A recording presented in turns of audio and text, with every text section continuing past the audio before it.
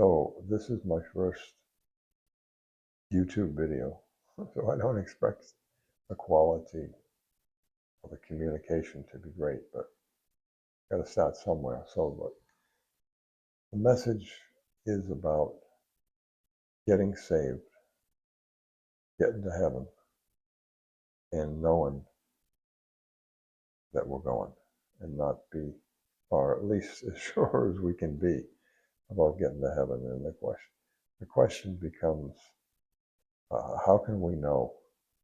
And the only source of certainty that I've ever had is reading the Bible, because that's where the information is. You gotta know the Bible. You gotta read it and read it cover to cover, cover to cover, keep going, cover to cover. And it's not hard to go cover to cover in 1 year. And that's the only place that I have ever found information about God. It can be boring at times, but because parts of the Bible are very, they can be, historical data, but you got to take the good with the bad. You got to eat the spinach with the meat. It's just like, but the salad with the meat, you could say. But my point here is that reading the Bible cover to cover, praying through the best that we know to do daily. You practice praying, and then listen to preachers and just practice doing that. You practice listening to preachers and gradually improving our ability to evaluate them, to discern, compare what they're saying to the Bible, and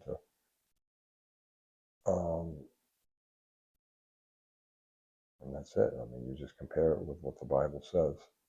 But those fundamentals over and over and over, and just a repetition of fundamentals, which by the way is a method that many great athletes have become very skillful in their sport by doing basics monotonously, repetitiously. Just keep doing it a long time, every day, what would seem a long time, every day, and for hours. And it leads to improvement.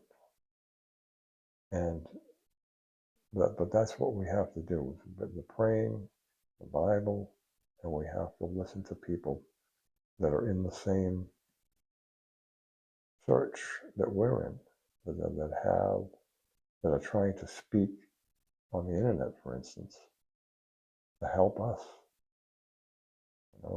just to try to evaluate what they're saying. And so that's the best basic routine. And going to a church, carefully evaluating. You got to make sure the church believes right, that they're teaching right, and that they're not saying anything that's not biblical. And so what we're looking at is the return of Jesus is soon, based on what we're seeing in the news and what we're hearing from prophets. God has prophets these days that are speaking. He's people that he's using. And you can discern if those people are indeed prophets just by listening to them and praying for understanding and comparing what they're saying to the Bible and what their track record is, the things that they say happen. And that's out there. Those people are out there. God's using people to prophesy and to